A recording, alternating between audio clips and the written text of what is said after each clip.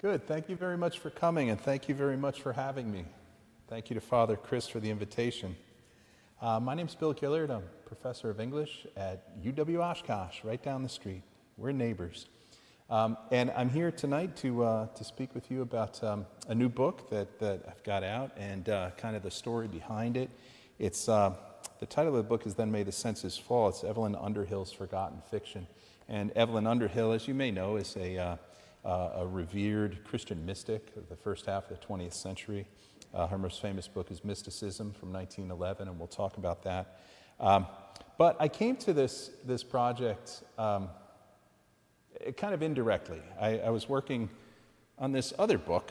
It's called Speculative Modernism, and I was working on it with a couple of writing partners, Rob Stauffer and James Ryder, and the companion anthology, Spark of Modernism. And we discovered that this person, Evelyn Underhill, who was friends with Arthur Machen and Arthur Waite and participated in a lot of kind of, occult fiction and all that, just it was kind of disconnected what we knew about Underhill because we knew Underhill as this revered person in the Anglican and Episcopal churches. But then we had these stories that we found. We actually found one story. It was called Death of a Saint. And we're trying to reconcile, where did this, really frightening, scary, Lovecraftian horror story come from in this person's life? And the more we dug into it, the more fascinated we got. And so we discovered several stories, and the question became, how is it that Underhill's stories aren't known? Her book, Mysticism, from 1911, was influential on C.S. Lewis, on J.R.R. Tolkien, on a host of people. It was a very, very widely sold and very influential. But her short stories that were published only several years before that were forgotten. They were published as obscurely as they could possibly be, and I will explain that. But these stories illuminate not just the history of fantastic literature in the early part of the 20th century, but also give us a really important insight, an essential insight into Evelyn Underhill and how her thinking developed over time. So again, I'm Bill Gillard, professor of English. I'm author of several books. I write fiction, poetry, and scholarly stuff. Just a warning here, I'm not a theologian. I'm not even much of an Underhill scholar. There are so many people who have done such amazing stuff with Underhill as a mystic, as a religious thinker, as a leader of retreats. There are many, many great resources out there. I wouldn't put myself in kind of the ranks of Underhill scholars. What I am is a scholar of speculative fiction, and my specialty generally is horror, fantasy, and science fiction from about 1880 to 1940. And so Underhill's work just falls right in my wheelhouse. And so I'm approaching it as an English professor, as somebody who loves kind of speculative fiction, supernatural literature, and Underhill's work definitely it comes under that heading. And so Evelyn Underhill, born in 1875, died in 1941. I'll be talking about her, but she's a giant, when it comes to the Church of England. She was the first woman to conduct spiritual retreats. She's a mystic, author of many, many, many, many books, honored by Anglican and Episcopal churches worldwide on June 15th to commemorate her death in 1941. I'm going to show you this timeline for Underhill, and I'm going to come back to it a few times during the course of my talk tonight. I'm going to move mostly chronologically, but then I'm going to not move chronologically, as you'll see. So Sir Arthur Underhill was her father. He was a prominent lawyer, devoted yachtsman who taught his daughter how to sail and how to value travel. And the picture on the slide here shows a young Evelyn who's all the way off to the left on one of their sailing experiences with her mom and dad and a couple of crewmen there. Arthur Underhill, he was a famous guy in his own right as a legal scholar. He sort of ignored his daughter for a while until Evelyn became a young teenager, and he began to realize that my daughter is really smart. My daughter has a lot to say about a lot of stuff. And he started, bringing her closer to him and started traveling with her, took her to the continental Europe many times. Underhill was born in London, died in London, spent just about all of her life in the UK, not too far from London, actually. But she spent a lot of time, especially as a young person, traveling, and she loved to visit churches in Italy and in France. And another thing she loved to do was to sketch and to draw, and her watercolors are really interesting. She's not a professional painter or anything by any stretch, but she had such a spirit in her drawings. So in 1875 she was born. Through the 1890s, she was traveling with her family. She was very much a free spirit. She was the family was very religious within the Church of England, but she always kind of kept it at arm's length, and we'll see how that goes. I have a couple of awful PowerPoint slides which are full of text, but I wanted to read you these long quotes because I think they go a long way toward explaining where she was coming from. And so I wanted to give it to you on the screen and in person. So we're very fortunate. Underhill wrote a lot of letters. They're collected in several places. Most notably, they're available on Gutenberg in full text, but there are books. Charles Williams gathered in 1943 the letters of Evelyn Underhill, and that's where most of these quotes are going to come from. And my bibliography will be at the end of the talk. So as a 16-year-old, Evelyn Underhill said this: "As to religion, I don't quite know, except that I believe in a God.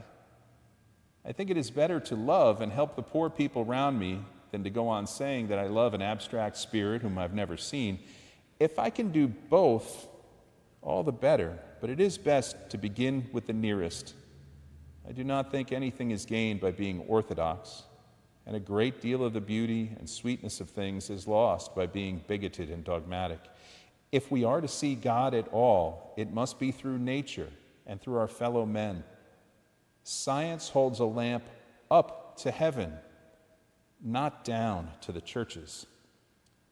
For a 16-year-old, this is fairly precocious stuff, but she's already showing kind of and I'll talk about this more, kind of this conflicted nature. She's very confident in her personal ability as an individual to make contact with the non-human world, to make contact with, in her quote, she says, a God. And she also is committed to the actions that flow from there, to help the poor, to be a better person, as opposed to, even going to church and saying the things you're supposed to say in church. There's this tension that she shows from a very early age that she follows up on. Now, in early adulthood, another beautiful PowerPoint slide, but this is early adulthood, and this is her looking back, but describing herself, maybe 18, 20 years old. You see, I wasn't brought up to religion, really, except just in the formal way, of course. So when the youthful crash arrived, it caught me fair and square, and for 8 or 9 years I really believed myself to be an atheist. Philosophy brought me round to an intelligent and irresponsible sort of theism, which I enjoyed thoroughly, but which did not last long. Gradually, the net closed in on me, and I was driven nearer and nearer to Christianity, half of me wishing it were true and half resisting violently all the time. In those days, I used to frequent both English and Roman churches and wish I knew what their secret was. She's got an open mind. She's a searching kind of soul. She's very skeptical and very rigorous. She's not accepting anything, at face value or just because some authority tells her. She's very much, like many of the young adults you probably know, wanting to, see actual evidence and actual proof. So back to the Underhill timeline here. We've got 1900 or so. She was really drawn to the Roman Catholic Church in a lot of ways, in ways that, she wasn't exiled from her family, but her family were saying, "So Evelyn, what are you doing?" They were questioning her, but she was really searching, and she was attracted to the Roman Catholic Church, often to its rituals and kind of to what she saw as kind of the majesty of the structures. She was early on, and in this timeline we see one of her drawings of a church in Italy, and she was drawn just to the majestic structures of so many of the Catholic churches she went to, and this watercolor was in the King's College London archives, and so we've got this young person. Well, she's in her 20s and edging toward her late 20s, really kind of searching, trying to find her way. 1907 was a very, very big year for her. It's the year she turned 32, so she entered the year 31 years old. In February of this year, again, searching, open to all kinds of things, she had a mystical experience. She visited a friend at a Franciscan convent and had a vision which converted her to Christianity. And those are the words she used. She had been, broadly speaking, a Christian culturally. That's her family, and she had been, dipping here and there into different experiences. But this mystical experience, which she never describes in detail, she says she was converted to Christianity, and specifically to Roman Catholicism. Charles Williams wrote about this. He said that that she wrote about it in her diary in 1907, but didn't really fully process it, the experience, until 1911. As part of her processing, she wrote about a fictionalized account of the experience in The Gray World. She describes the hero's memory of life in an unseen world that human senses don't have access to. And this hero of The Gray World experiences his two lives kind of simultaneously. That here we are, I'm standing on the ground right here on earth, and I can see and hear and smell and taste and touch those things that my senses give me access to. But at the same time, this character has this other life happening in places that human senses and human awareness can't touch, these two worlds. The intellectual curiosity that comes from the moment of ecstasy in which the unseen world is penetrated, even if only for a moment. And those are the kinds of things that she was wrestling with in her fiction. And I'll come back to her fiction in a second. The second thing that happened during that year was her marriage.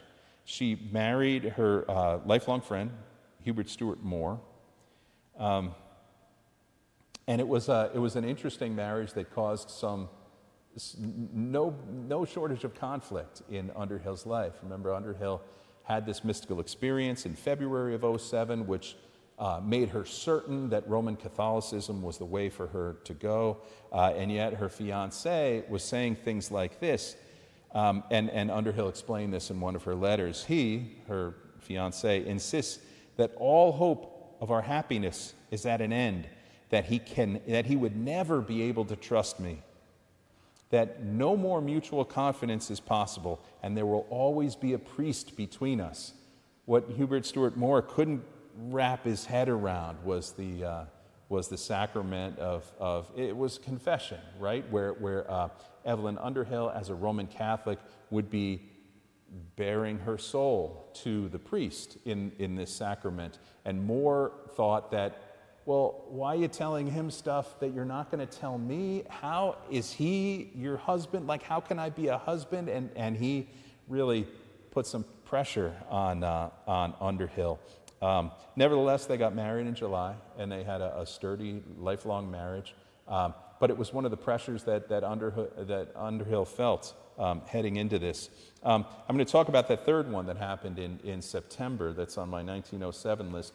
But back to the mystical experience. One thing that she wrote in this letter on May 14th, 1911, she talked about the effect of the experience. She never wrote about what the actual experience was, but the effect was that the day after I came away, a good deal shaken but unconvinced, I was converted quite suddenly, once and for all, by an overpowering vision, which had really no specific Christian elements, but yet convinced me that the Catholic religion was true. It was so tightly bound up with Roman Catholicism that I had no doubt that the Roman Catholic Church was my ultimate home. So strong is this conviction that to have any personal dealings with Anglicanism seems to me a kind of treachery. This is a young Underhill trying to process this mystical experience. And she said, unfortunately, I allowed myself to be persuaded to wait a year before being received. And that again, this ambivalence, these forces tugging at her from all directions, also reflect some of her characters in her fiction that have, again, their feet firmly planted here with the rest of us in this world that we know, but also have this awareness of this other world happening. And so for Underhill, she felt like she was home, but she was being pulled in different directions. That third thing that happened in 1907 was Pascendi Gregis. It was an encyclical issued by Pope Pius X in September. I knew it. In September of 1907. The Roman Catholic Church was being buffeted by the forces of modernism. I mean, poetry was, literature, the art world. I mean, it was starting in 1861 with Charles Darwin's On the Origin of Species and moving through and well into the industrial age. Institutions of all kinds were under enormous pressure. Pope Pius X saw the Roman Catholic Church under a lot of pressure, like existential pressure. He thought that there was a chance that these forces of modernism would destroy the church, and he was trying to defend as well as he could, the church as a whole, but also the way that the Roman Catholic Church did things. And in an article from 2007 on the 100th anniversary of Pascendi Gregis, the New York Times said, Pascendi was a sweeping and vehement condemnation of modernism. And modernist thinkers believe that the church could not ignore new historical findings about the Bible, the origins of Christianity. The modernists looked to intuition, to human experience and inner yearnings.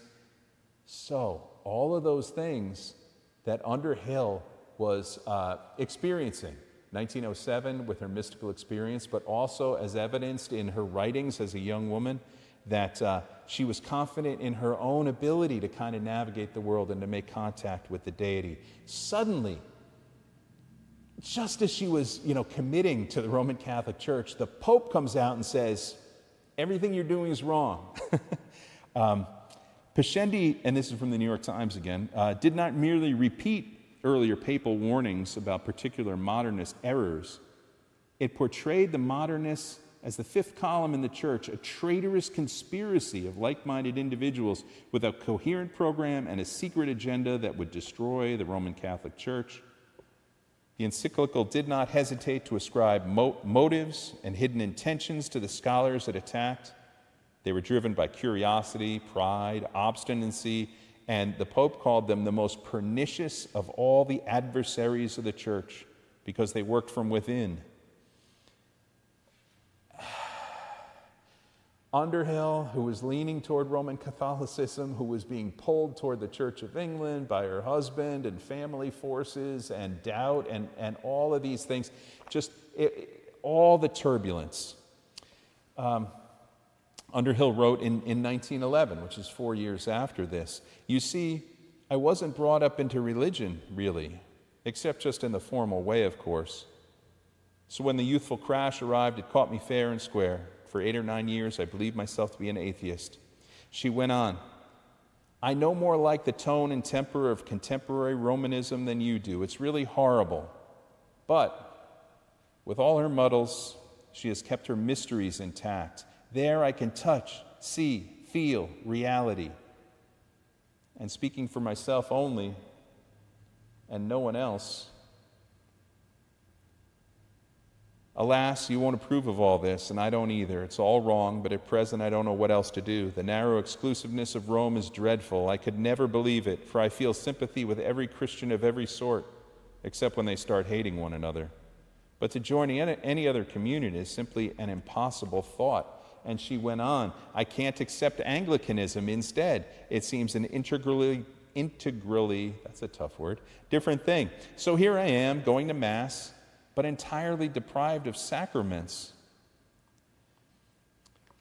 She is struggling, obviously, through a lot of things. I really like the way that Reverend Jean Height, characterizes the conflicts that she's going through. And I noted a few of them here. Underhill is struggling with the idea of individuality versus institutional experiences of the world. Spirituality versus theology. Consciousness, intuition versus reason. Historical and eternal. The gap between prophet and priest, struggling with that. Transcendence and immanence.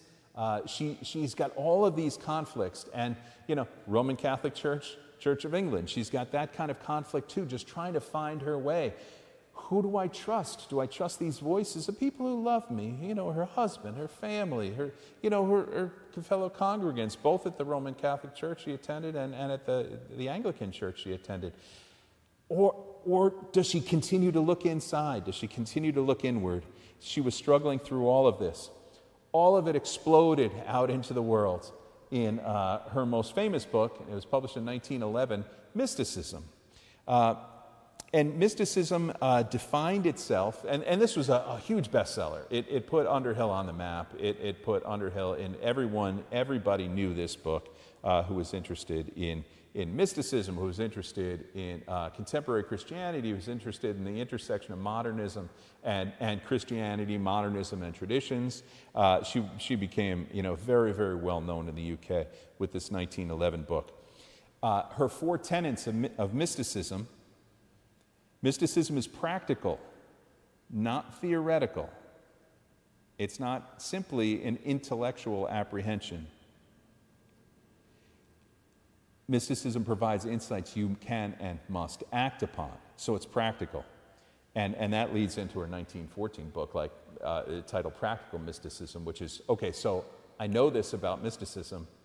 How do I act on it? So the second thing, mysticism is an entirely spiritual activity. It's not useful in any real sense.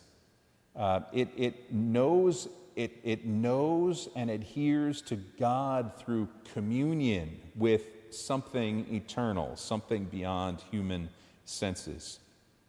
So, mysticism is practical. It's entirely spiritual. Third tenet of mysticism from Underhill's book, the business and method of mysticism is love. Active, outgoing, ultimately fruitful, the total dedication of the will, the deep-seated desire and tendency of the soul towards its source, love that flows outward in all directions.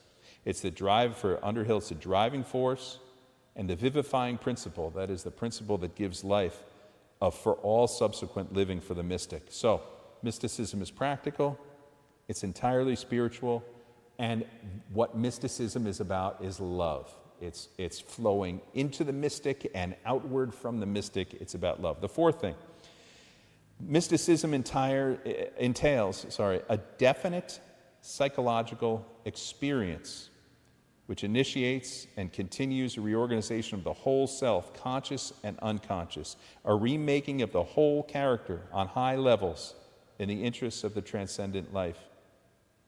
So it's an arduous process, psychological and spiritual growth.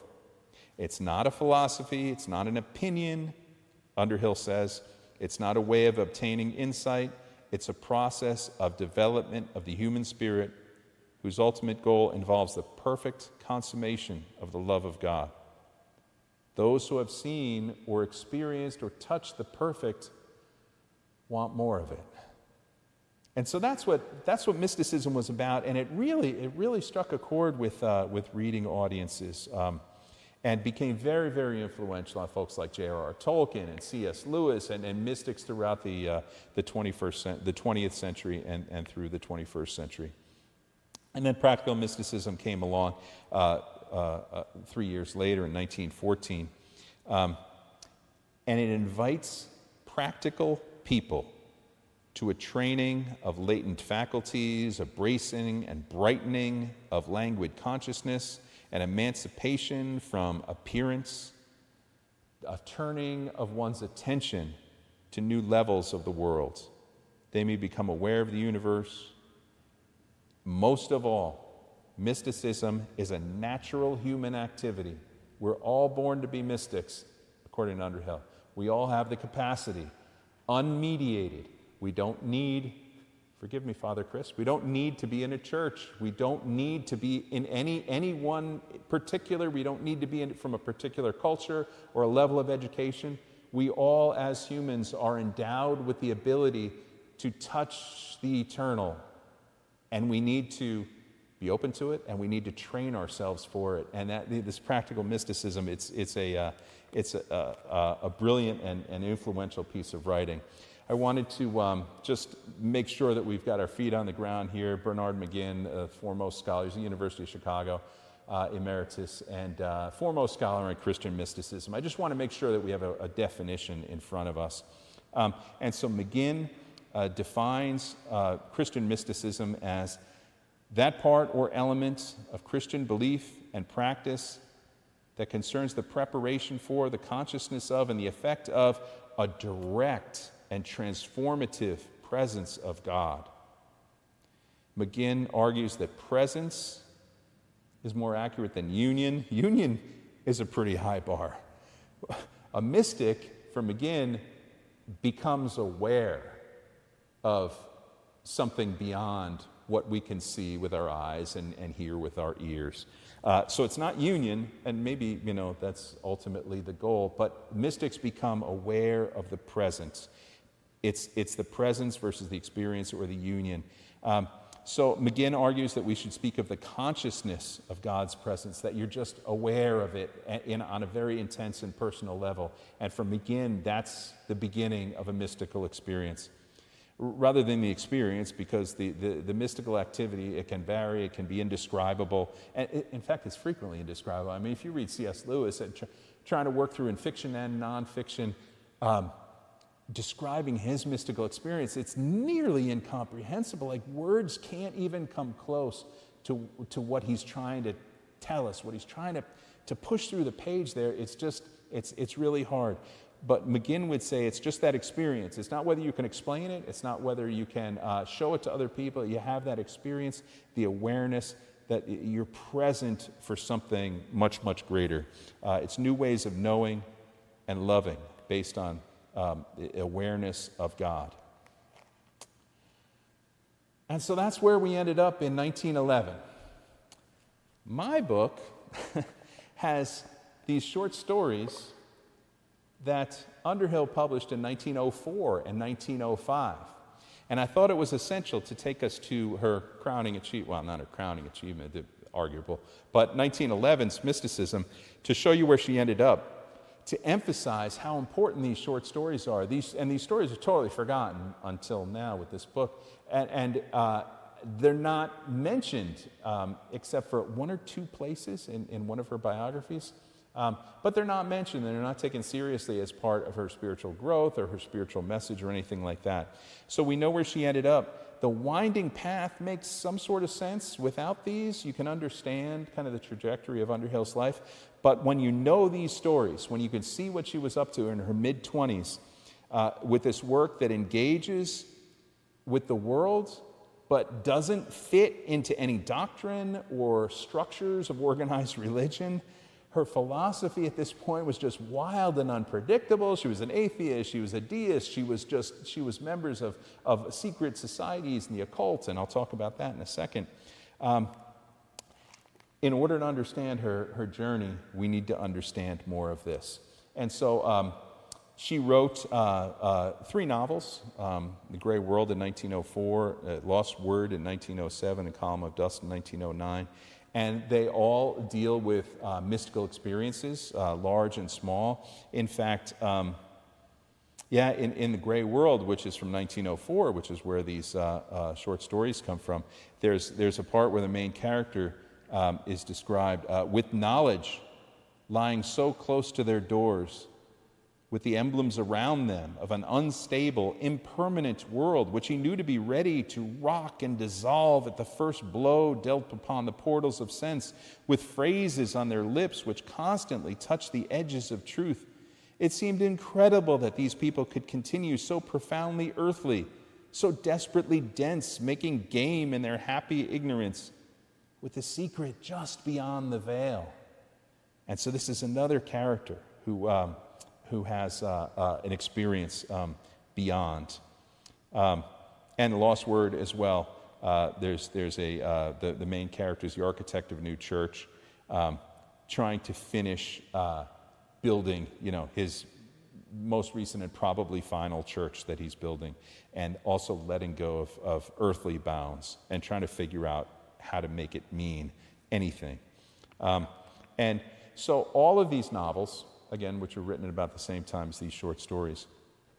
Christopher Armstrong, who is a biographer of Underhill, said, "For Underhill, mystical experience seems inseparable from some kind of enhancement of consciousness or expansion of perception and aesthetic horizons, to see things as they are, in their meanness and insignificance when viewed in opposition to the divine reality, but in their luminosity and grandeur when bathed in divine radiance." And so this is, Armstrong is interpreting what's happening in the novels as our lives are gray. The title of the novel is The Gray World, gray and kind of empty and lacking meaning.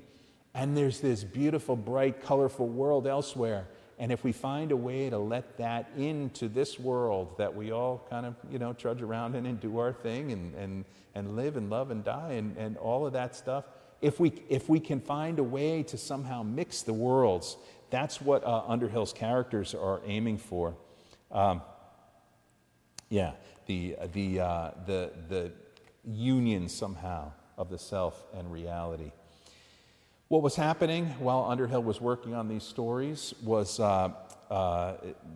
pretty interesting. From 1903, arguably, to 1907, she was a member of the Hermetic Order of the Golden Dawn. It's a secret society that studied and practiced occult hermeticism and metaphysics. It focused on spiritual development. Really, really fascinating stuff. And 1903 and 1907, they're secret societies. There are no records, really, so we get little hints here and there from letters, from mentions. They didn't, keep minutes of their meetings or anything like that. Again, secret society.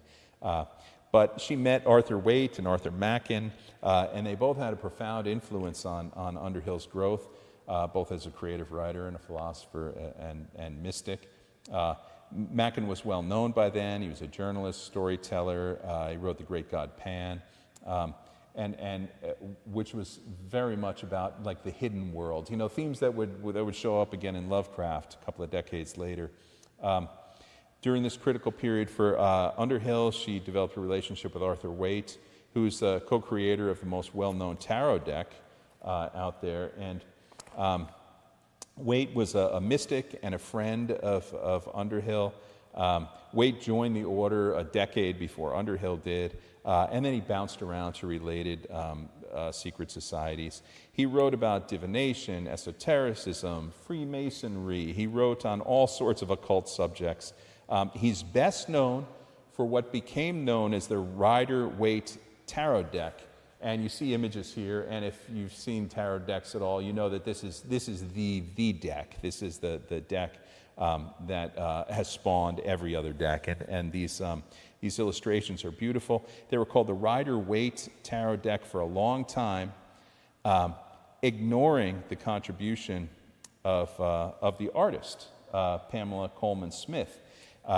until recently, in 2009, it's now called the Smith-Waite deck, which recognizes that Waite kind of ran the project, but Smith's artwork is the stuff that's transcendent. Up until this point, only a few of the cards have been illustrated, but Pamela Coleman Smith illustrated them all. And so that is why you know Arthur Waite's work. Interestingly, maybe, he also worked for Horlicks Malted Milk Company from 1900 to 1909. Horlicks is very much kind of a modernist kind of idea.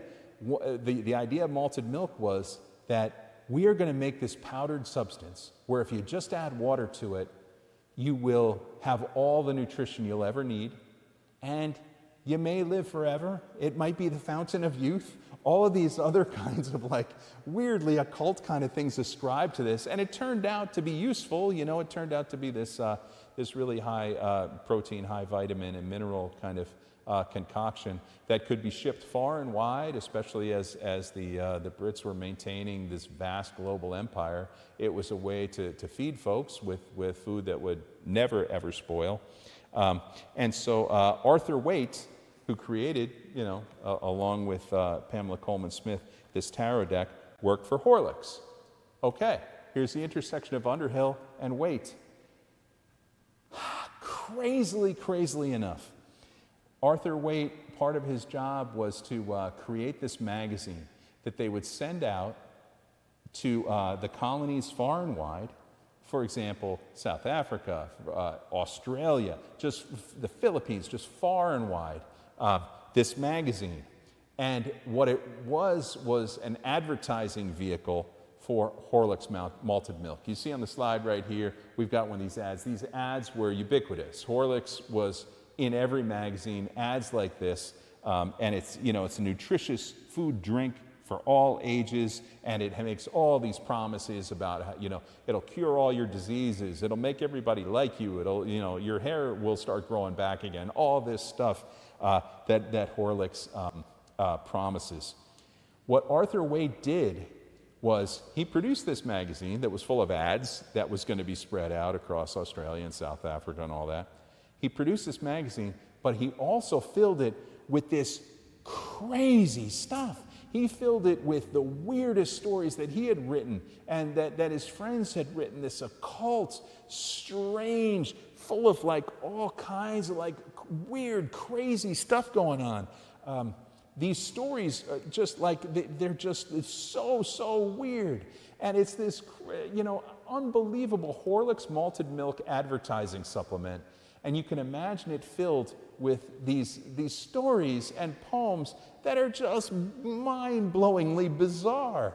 And he put out a total of 15 issues. And in those 15 issues along the way, in 1904 and 1905, there were 5 Evelyn Underhill stories. Now, this magazine has completely disappeared. There's one copy. It's collected in 3 volumes. One of those volumes, that is, so it's an incomplete collection, is at Yale University. There's some at the British Library, and maybe like that's it. Very infrequently they'll come up for sale here and there, eBay, elsewhere, but it's a magazine that just has completely vanished from the earth. My writing partner and I, Rob Stauffer, has been a friend for a long time. We went to the British Library. We found more of this. We went to King's College London and their archives down at the Strand campus to look through this. We've got a couple of pictures here. The British Library. That's a reading room. Oh my goodness, I love the British Library. And we discovered a couple other stories in the archives. And we found some artwork, we found some sketches. It was a bit disappointing, the archives, our trip, because a lot of it looked like it had been scrubbed a bit, like to get anything inconvenient out of there, maybe. I'm just guessing. There were very few letters that she wrote. There were no drafts, working copies, early versions of any of the stories, any of the manuscripts.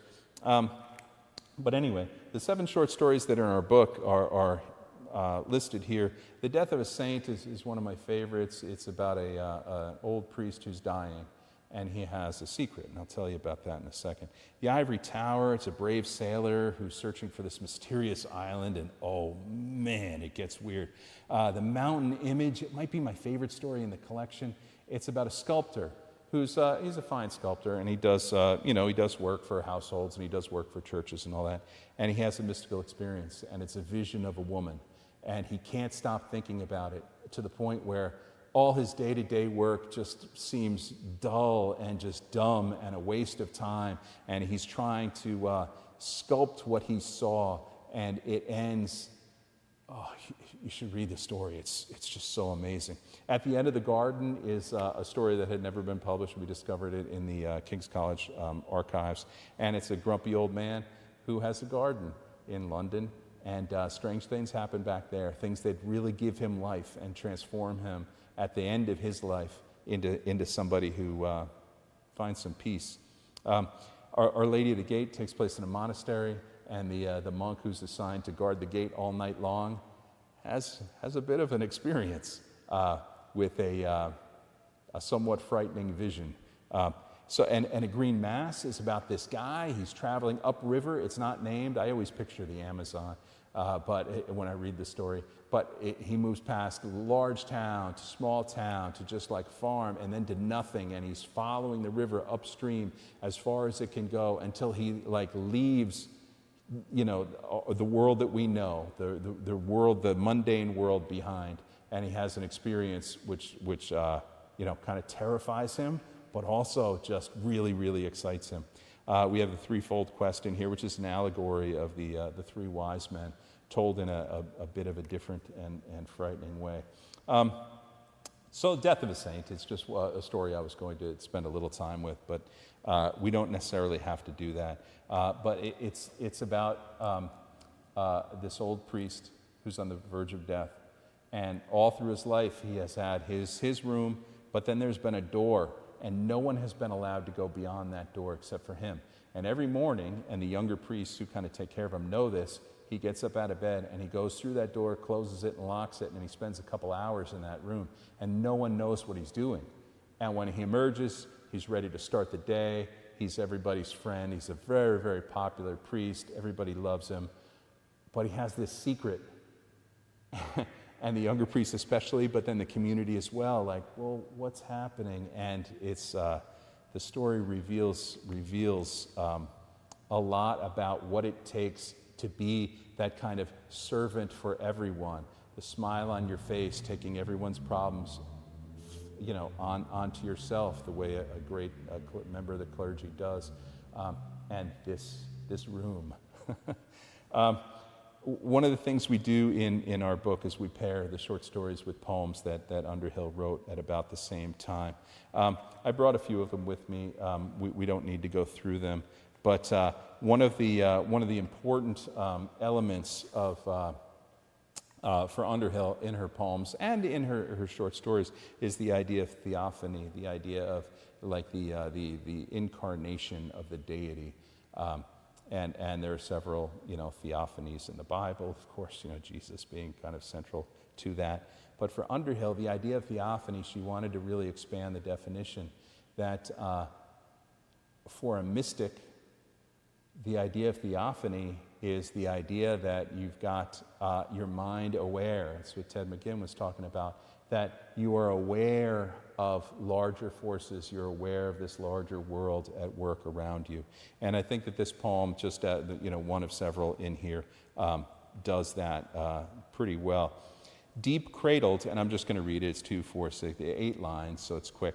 Deep cradled in the fringed mow, to lie and feel the rhythmic flux of life sweep by. This is to know the easy heaven that waits before our timidly embattled gates, to share the exultant leap and thrust of things outward toward perfection.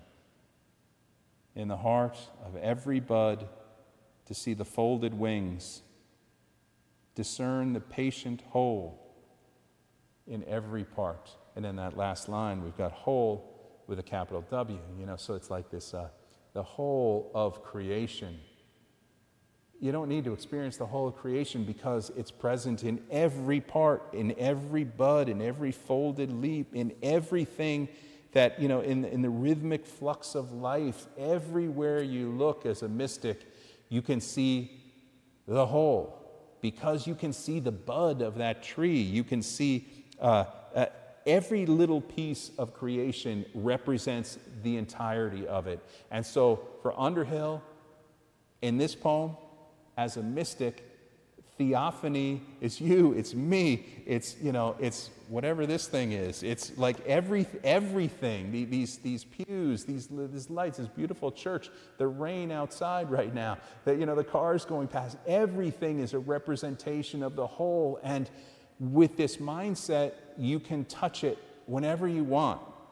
And for me, what I've discovered in Underhill, and again, I am not a theologian, I'm not even much of an Underhill scholar, but the beautiful, beautiful, beautiful piece of mysticism for me is knowing that for her and the idea that the practical mysticism, then it becomes something for me too that I can touch and that I can be aware of and that I can be open as university professor, highly rational all the time. But to let that guard down a bit and to be open to things that might, feel like they're irrational or they don't make much sense on the surface, to be open to that. And that's what this collection of short stories does, and that's why it's so important. Underhill didn't roll out of bed and write Mysticism, this book in 1911 that changed the world. It was a long journey for her in a lot of different ways, and these short stories are big pieces of that. And so, a little bit of further reading. I mentioned the Christopher Armstrong book. It's his 1975 biography of Underhill is just brilliant. It's titled Evelyn Underhill. Margaret Cropper wrote one in 1958, which is also really, really good. Dana Green, who recently passed away, her 1990 biography is brilliant. She was like the foremost Underhill scholar for a couple of decades recently. Charles Williams in 1943 collected her letters. So if you were going to start anywhere with Underhill, you might, real, low investment. If you go to, the Gutenberg.org, you can find that Charles Williams collection of Underhill letters. And the ones I was dipping into are mostly from 1911, which is her reflecting on a lot of things that were happening in 1907. So that's all I've got. I really, really appreciate your time, all you folks out there watching this as a stream. And I am, again, Professor of English at UW Oshkosh. I'm very easy to find, I think. BillGillard.com is my website, mostly for my fiction and for my other books. But yeah, you can, if you're interested in following up on any of this, I'd be very, very happy to talk more about it with anybody.